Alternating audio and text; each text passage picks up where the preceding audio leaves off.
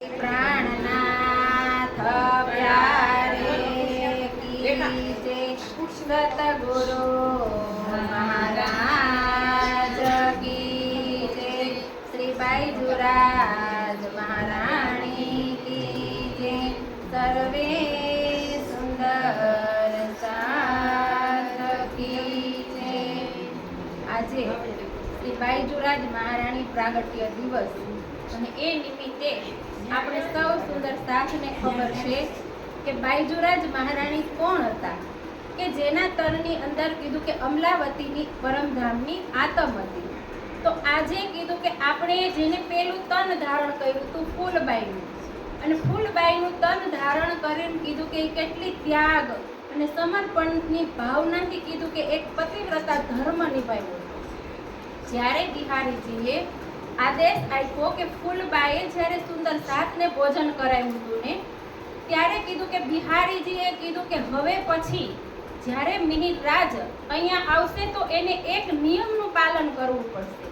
કાં તો એને ધર્મ રાખવો પડશે, કાં તો પત્ની રાખવી પડશે। ત્યારે ફૂલબાઈએ પણ જો એ મિહિરરાજને કીધું કે એક પતિવ્રતા ધર્મ નિભાવી અને પતિને કીધું કે એક ધર્મ કેવી રીતના આપણે રાહ ઉપર ચાલવું ને, તો એક નારી શક્તિનું આપણી નિજાનંદની અંદર એ ઉદાહરણ છે કે જેને જો એક ધર્મ માટે પોતાનું તન પણ કીધું કે અર્પણ કરી દીધું, અને જેની અંદર કીધું કે અમલાવતીની આતમ હતી પરમધામની, અને જેને બીજું તન ધારણ કર્યું તે જ પૂરી,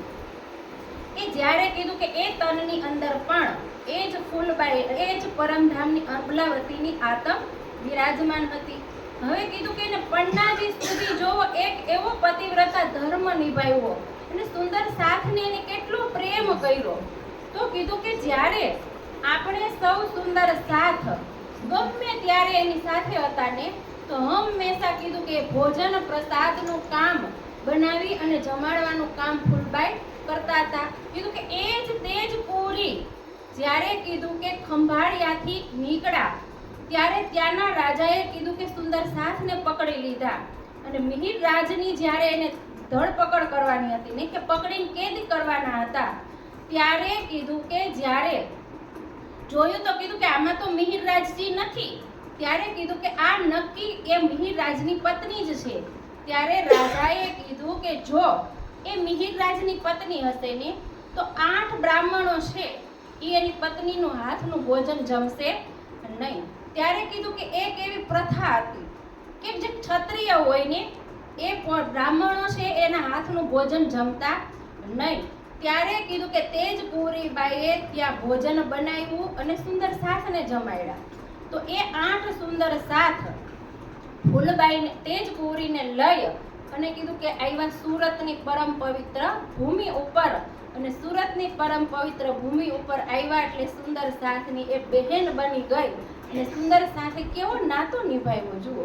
અને ત્યારે પણ 17 મહિના શ્રીજી કીધું કે સુરતની પરમ પવિત્ર ધરતી ઉપર રોકાણા, અને ત્યારે જ્યારે બિહારીજીએ ફરી પાછા નિયમનું પાલન કરવાનું કીધું, તો ત્યારે પણ એ સદગુરુએ જે નિયમ અપનાવ્યો હતો એ જ નિયમ મિહિરરાજજીએ પણ અપનાવ્યો, અને મિહિરરાજજીની અંદર કીધું કે તનની અંદર ઇન્દ્રાવતીની આતમ અને આતમની અંદર યુગલ સ્વરૂપ બિરાજમાન હતું। તો સુંદર સાથે એની ઓળખાણ કરી લીધી, અને જ્યારે ભીમભાઈએ કીધું કે એ ઘોષણા કરી દીધી કે આજથી તમે જ અમારા પ્રાણનાથ હશો, તો કીધું કે શ્રીજીને સિંહાસન ઉપર બેસાડી અને સૌથી પહેલી આરતી બાઈजुराजे ઉતારી, અને ભીમભાઈએ જ્યારે જુગલ સ્વરૂપની આરતી કે બાઈजुराजને શ્રીજીની બાજુમાં બેસાડી, અને બાઈजुराजની અંદર કીધું કે ભલે અમલાવતીની આતમ હતી પણ શ્યામાજીનો ભાવ લઈ અને યુગલ સ્વરૂપની આરતી ઉતારી, અને એ આરતીની શરૂઆત કરી દીધી, અને યુગલ સ્વરૂપની ઘોષણા કરી, અને ત્યારથી નીકળી અને પન્નાજી પહોંચ્યા તો છત્રસાલે પણ કીધું કે મારી ઘરે તો શ્રી રાજ ઠકુરાણીજી અને સુંદર સાથ આવ્યા છે, તો તેને પણ શ્રીજીની બાજુમાં બાઈजुराजને બેસાડી અને યુગલ સ્વરૂપની આરતી કરી। પણ બાઈजुराजની અંદર કીધું કે શ્યામાજીની આતમ નહોતી, પણ શ્યામાજીની આતમનો ભાવ લીધો અને અમલાવતીની આતમ એ તેજ કુંવરીની અંદર વિરાજમાન હતી અને તે યુગલ સ્વરૂપને ભાવથી આજે પણ આપણે બાયજુરાજની અંદર એ જ ભાવ લઈ અને શ્રીજીને યુગલ સ્વરૂપની શોભાના આપણે દર્શન કરી એવી બાયજુરાજ મહારાણી જ્યારે પન્નાજીની પરમ પવિત્ર ધરતી ઉપરથી તન છોડ્યું, જ્યારે એ તનનો કીધું કે દાહ સંસ્કાર કર્યો ને, ત્યારે પણ